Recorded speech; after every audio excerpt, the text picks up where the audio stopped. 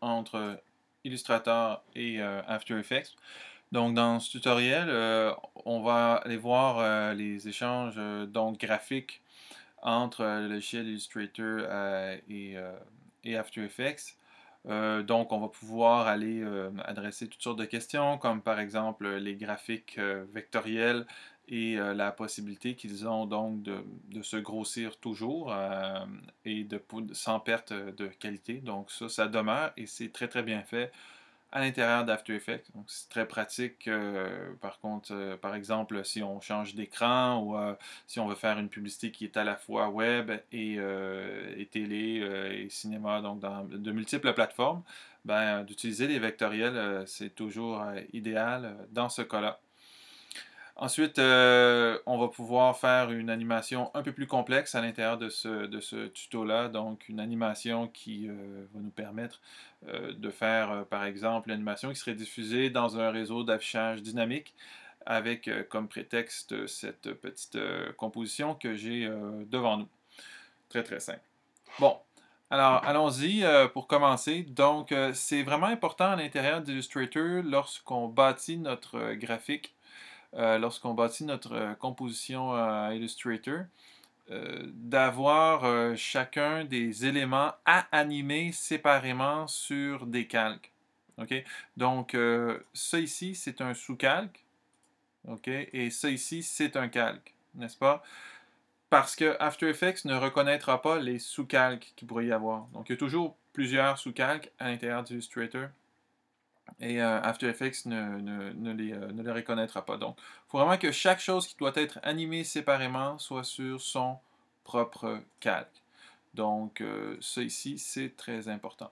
Ensuite, évidemment, on va essayer de nommer correctement ces calques parce que lorsqu'on va faire l'import à l'intérieur d'After Effects, ben, les calques d'After Effects vont se nommer de la même manière que les calques de Illustrator. Donc, que ce soit bien nommé, c'est important parce que on peut finir par avoir plusieurs morceaux et puis donc ça devient embêtant.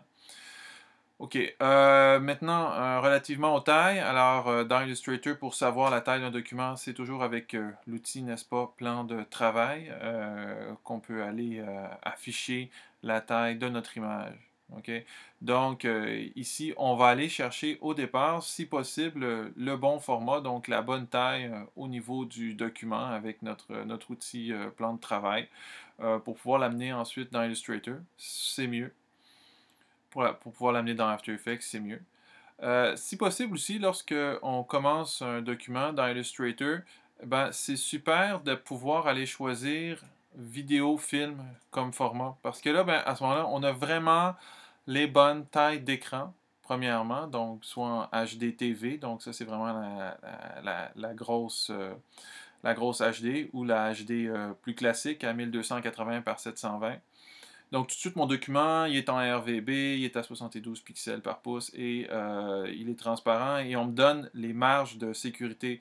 Donc, ça, c'est bien, c'est-à-dire que ce sont des marges qui sont indiquées de sorte à ce que, par exemple, si j'ai du texte à l'intérieur de cette marge-là, ben, c'est pas très bon parce que si je change de ratio d'écran, peut-être que ce texte-là sera tronqué. Donc, je vais essayer de garder tous les éléments importants à l'intérieur du cadre central et réserver ces marges-là pour, par exemple, faire des travelling de gauche à droite ou des éléments qui passeraient de gauche à droite de mon écran.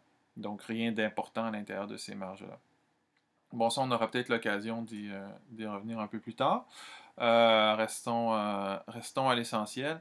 Oui, aussi, on va essayer de ne pas avoir rien qui serait, par exemple, à l'extérieur des plans de travail. OK? Parce que si l'élément est à l'extérieur du plan de travail, il ne sera pas reconnu il sera pas reconnu par After Effects. OK? Lorsqu'on va importer le fichier. Lorsqu'on va importer, il va seulement importer ce qui est à l'intérieur du plan de travail.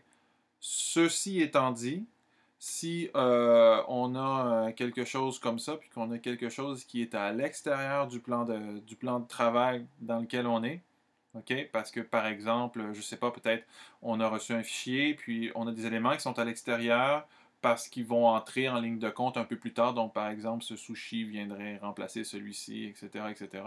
Donc, on aurait des choses qui seraient à l'extérieur de notre plan de travail. soit on les rentre à l'intérieur du plan de travail, puis là, bon, ben, c'est bon. Soit, et là c'est un petit truc, soit on fait un plan de travail, un gros plan de travail qui vient englober tous les éléments qui seraient à l'extérieur. Donc, dans ce cas-là, c'est très intéressant. Ce que After Effects va considérer comme format, c'est mon premier plan de travail, mon plan de travail numéro 2. Toutefois, il va prendre en considération les éléments qui sont à l'extérieur de ce plan de travail-là lors de l'importation. Ils ne seront pas ignorés. Donc ça, c'est très, très bien. OK? Euh, bon, alors ça, c'est une chose. Remarquez aussi que, pardon, remarquez aussi que lorsque je fais un document vidéo, OK, si je zoome là vraiment petit, qu'est-ce que je remarque? C'est qu'il y a deux plans de travail.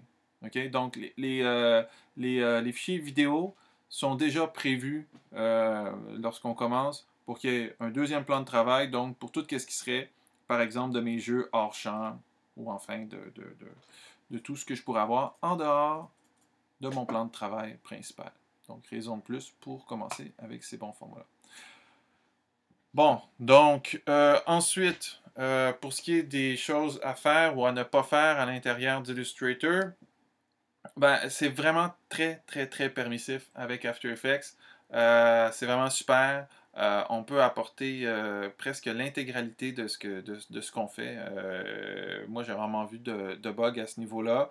Donc, mèche, dégradé, calque, masse de transparence. Tout est vraiment supporté et très bien supporté. Donc, absolument aucun problème. Et tout reste vectoriel. Il n'y a rien qui est pixelisé. Donc ça, c'est fantastique pour ça. C'est mieux d'être à l'intérieur d'Illustrator en mode colorimétrique RVB parce que évidemment, lorsqu'on fait de l'animation, c'est pour l'écran. Et que ce soit au cinéma, au mobile, portable, et quand c'est une animation, et quand c'est pour l'écran, ben, c'est toujours en RVB. Donc, toujours essayer de rester en RVB. Toutefois, si on est dans Photoshop puis qu'on est en CMJN, donc ça marche pas. Hein, After Effects refuse carrément d'importer le truc. Alors que si on est en CMJN dans Illustrator, il va le laisser passer quand même. Donc c'est pas catastrophique. Parce qu'évidemment, on est dans le vectoriel, donc Illustrator est capable de rentrer à l'intérieur des graphiques puis de réinterpréter les images. Toutefois, on aime mieux être en RVB parce qu'on ne veut pas avoir de mauvaises surprises lorsque les images et les couleurs seraient traduites. Bon, donc j'enregistre mon document au format AI, tout simplement. Rien de plus à aller spécifier. Ici, bon, choisissez la version dans laquelle vous avez votre suite. Je suis en CC, mais vous pourrez être en 6 ou quoi que ce soit. Idéalement, d'enregistrer à la dernière version, si notre suite est dans la dernière version. Comme ça, on garde toutes les capacités d'édition à l'intérieur d'Illustrator et à l'intérieur d'After Effects. OK? Donc voilà, donc ça c'est bien. Donc, à l'intérieur d'After Effects, maintenant, lorsque j'importe mon document Illustrator, donc, ce pourrait être à l'intérieur d'un document existant, et lequel cas, lorsque j'importerai mon Illustrator, je choisirai métrage, ou alors, comme c'est le cas dans cette animation-ci, je pourrais partir de zéro et de me servir de ma maquette Illustrator pour venir faire mon anime. Donc, ce serait plus un flow de travail graphiste de partir donc de mon Illustrator, de dire voici ma maquette, voici ma largeur, voici ma hauteur qui correspond à la taille d'écran dans lequel je m'en vais diffuser. Et je fais une composition à partir de ça dans After Effects. Comme on le verra, on peut changer les dimensions après, étant donné qu'on est en vectoriel. Donc, comment ça marche? Fichier, importer. Donc, je vais en chercher mon fichier. Je m'en vais donc à l'intérieur de mon fichier, de mon document Illustrator. Je vais prendre donc mon document Illustrator ici. Donc, j'autorise tous les fichiers lisibles, donc ça c'est bien. Importer sous, métrage, comme je le disais, donc à métrage, ce serait pour importer à l'intérieur d'une composition existante. Et notre élément graphique serait tout simplement comme par exemple un logo qu'on voudrait amener dans notre composition existante. Si j'ai pas de composition, je vais choisir composition tout simplement ici, et puis ça va être bien. Donc, je vais choisir séquence Illustrator, ouais, peut-être, je peux en parler. Si on aurait plusieurs Illustrator qui seraient nommés, bon, par exemple, Illustrator 1, Illustrator 2, Illustrator 3, Illustrator 4, Illustrator 5, et qu'on aurait fait une suite d'animations à partir d'une suite de fichiers vectoriels. Donc là, à ce moment-là, on pourrait cocher séquence PDF EPS, et ça nous ferait une animation suivie avec des images Illustrator. Un peu plus rare dans le cas d'Illustrator d'avoir une suite d'images vectorielles à partir duquel faire une animation, mais ça pourrait être envisageable. Donc, on va importer sous composition pour le moment, pour nous. OK? Alors, qu'est-ce qu'on voit? C'est que on a dans un dossier, on a chacun des calques qui a été apporté séparément, comme c'était le cas dans Photoshop, et on a une composition qui a été créée ici. D'accord? Donc, lorsque je double-clique sur ma composition, qu'est-ce que je vois? Eh bien, je rentre à l'intérieur de cette composition-là, qui sera celle avec laquelle je pourrais travailler. Donc, je vais zoomer un petit peu ici. Alors voilà, tiens, je pourrais tout simplement ajuster pour que ce soit à la taille de mon affichage. Donc, qu'est-ce que j'ai? J'ai mon anime qui est ici, et dans ma composition, je vois chacun des calques que j'avais placés à l'intérieur, donc, d'Illustrator, puis qui arrivent tel quel avec les bons noms ici. Donc ça déjà, c'est fantastique, ça va bien, et puis il n'y a pas de problème. Bon, je le disais tantôt, comme c'est vectoriel, c'est scalable. OK?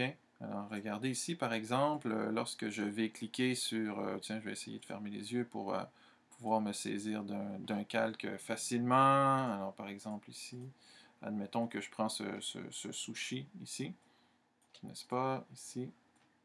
Ben, quand je le grossis, il n'y a pas de perte de qualité. Whoop! Il y en a un peu. Pourquoi? Parce que je n'ai pas coché la petite case dans le milieu ici, le petit soleil. Pouf! Alors, à partir du moment où je coche ce petit soleil-là, ben, je constate que l'élément est toujours vectoriel. OK? Moi, je ne le cocherai pas pour la démo. En fait, je ne vous conseille pas non plus de le cocher en tout temps, parce que ce que ça fait, c'est que cette pixelisation en continu-là, ce que ça fait, c'est que Illustrator va toujours redessiner le vecteur, donc ça pourrait ralentir votre ordinateur. OK?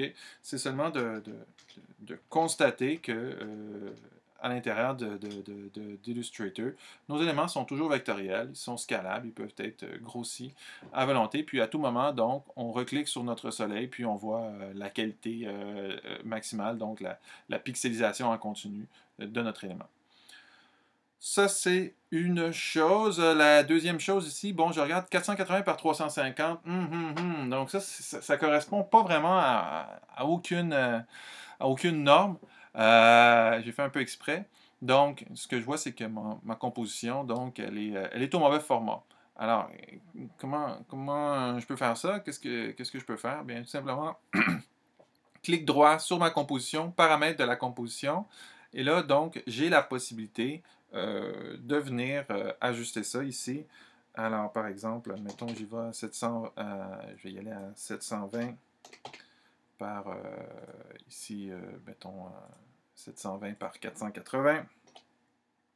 OK. D'accord, qui est à 24 images par seconde. OK, donc j'y vais avec, par exemple, un standard DVD, mais je pourrais choisir n'importe quel des paramètres prédéfinis également dans la liste glissante qui est ici. Donc ça, c'est bien. Par exemple, ici, mettons 720 à 23.976. Donc ça me donnerait un bon format HD ici. OK, donc on choisit le format de sortie. OK, donc NTSC DV. Moi, je choisis ça pour le moment parce que c'est plus simple, c'est moins lourd, mais il faut toujours savoir, là, donc, c'est quoi le format de sortie, dans quoi on s'en va avec cette anime-là. OK? Résolution intégrale, oui, à ce moment-là, et la durée de mon anime. Donc, tiens, je vais y aller avec un 30 secondes, ça me va pour ça, mais je pourrais changer la durée ici. Admettons que, bon, tiens, j'écris 15 secondes ici, bien, ça va me rétrécir la taille de ma composition par défaut que je pourrais toujours là, aller mettre par la suite. D'accord? Bon. Cadence ici, bon, ça, 29 mettons ici, je pourrais mettre 24 dans le cas d'une animation, c'est bien. Ou y aller avec mon support de sortie. Donc, on pourra revenir un petit peu plus tard avec ça ici. Je paye sur OK. Et ce qui est intéressant, c'est que donc, à ce moment-ci, mon image a été agrandie. Et ce que je voulais donc vous montrer, si je reviens un petit peu plus petit ici, c'est que je peux tout prendre, tout ce qui est sur ma compo ici. PC, donc pour grandir tout ça ici, j'appuie sur majuscule et sur la touche option, donc Shift et Alt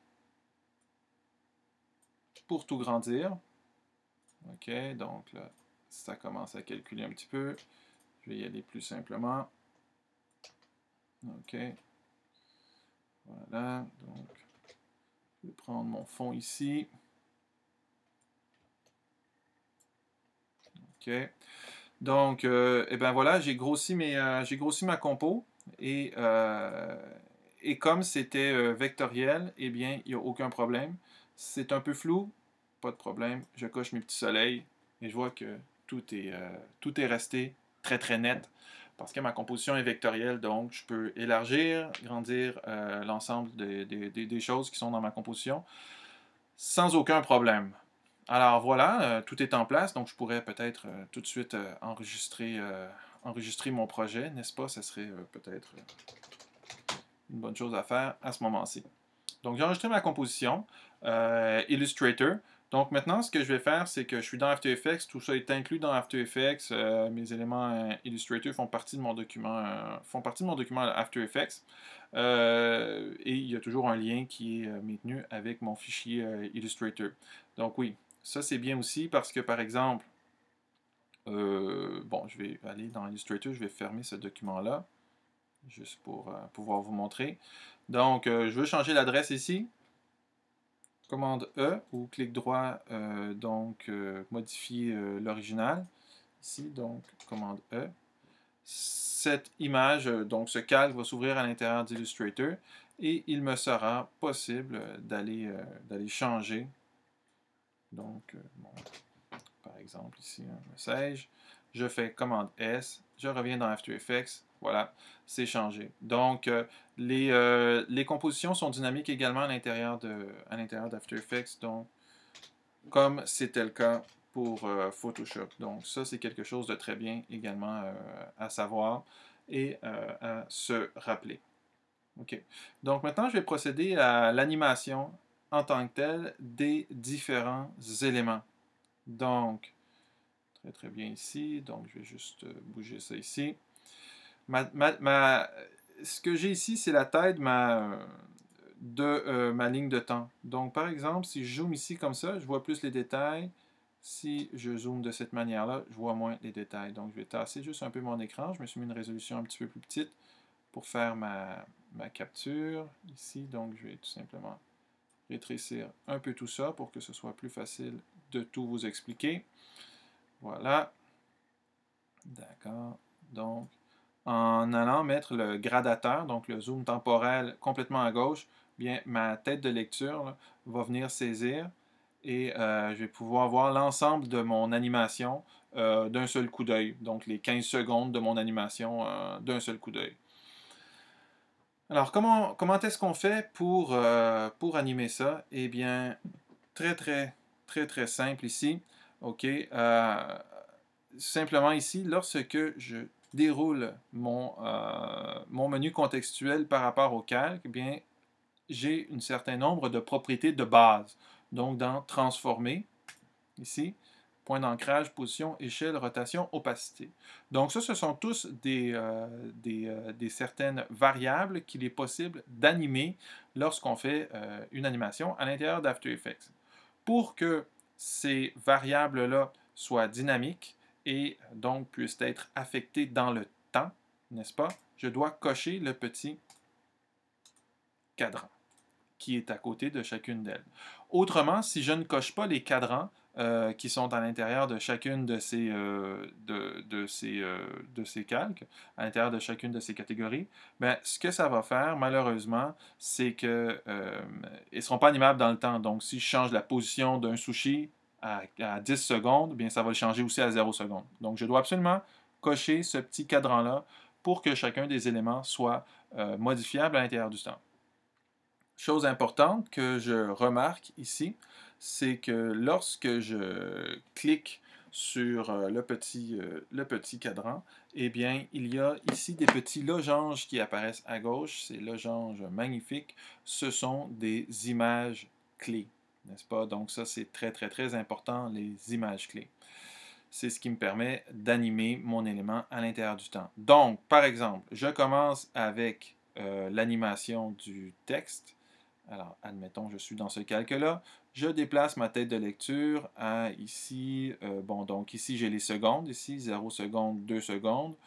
Donc, par exemple, je voudrais faire une animation pas très très longue. Bon, tiens, 2 secondes juste pour notre démo à l'écran ici.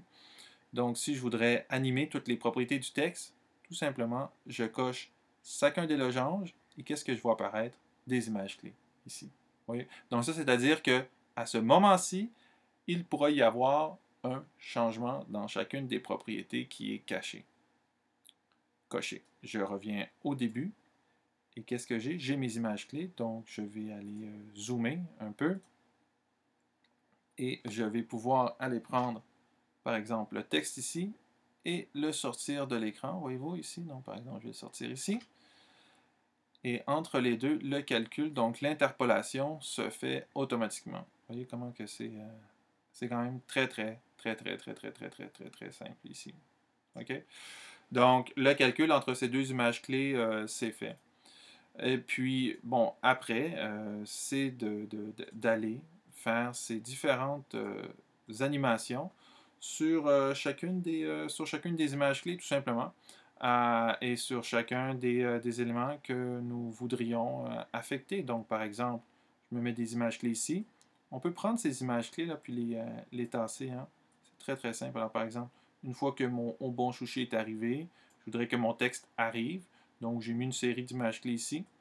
On peut les prendre en glissant comme ça, les déplacer, me placer un petit peu plus loin, refaire un cliquer-glisser pour ajouter des images clés sur l'ensemble des propriétés, reculer avec ma tête de lecture et venir déplacer donc mon adresse qui est ici, n'est-ce pas? Ici, voilà.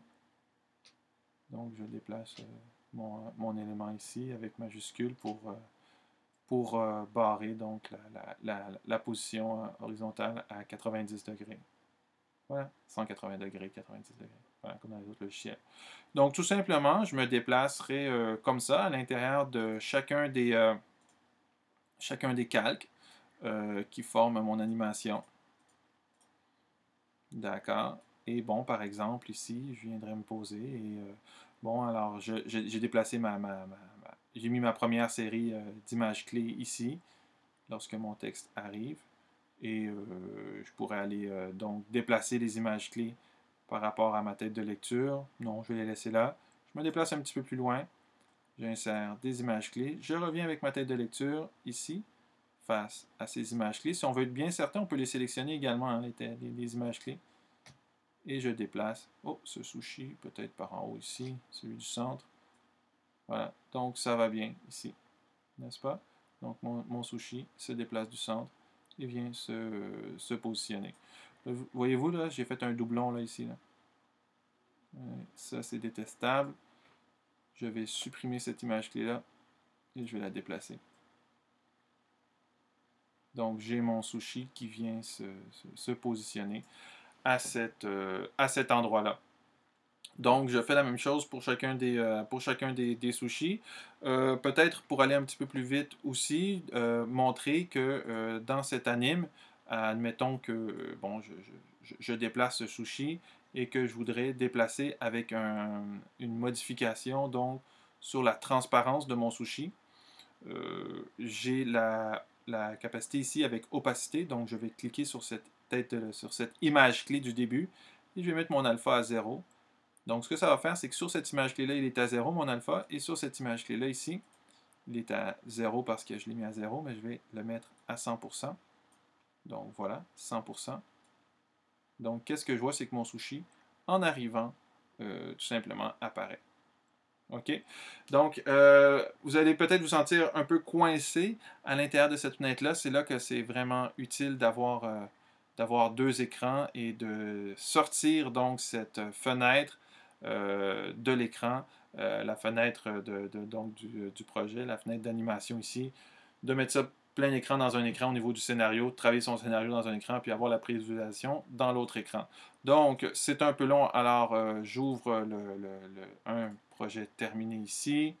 Donc, voilà, ici, j'ouvre mon projet terminé juste pour vous montrer ici qu'est-ce que ça peut donner tout simplement ici. Donc, tous mes sushis qui s'en viennent, mon texte qui s'en vient, mon texte, et tout ça qui vient faire un alpha en même temps à chacun des éléments. Donc, vous voyez, c'est une animation simple dans After Effects. Donc, j'ai tout simplement manipulé chacun des éléments et à la fin, j'ai pris l'ensemble des images clés ici en glissant et j'ai été baisser leur opacité à zéro pour faire une baisse d'opacité. Donc, ça aussi, c'est possible. Donc, il y a plein d'autres choses à voir à l'intérieur d'After Effects, comme la vélocité, par exemple, pour ces mouvements-là, comme la différence entre chacune de ces propriétés-là et des effets supplémentaires. Mais c'est une base pour faire une animation simple avec des éléments Illustrator. Voilà.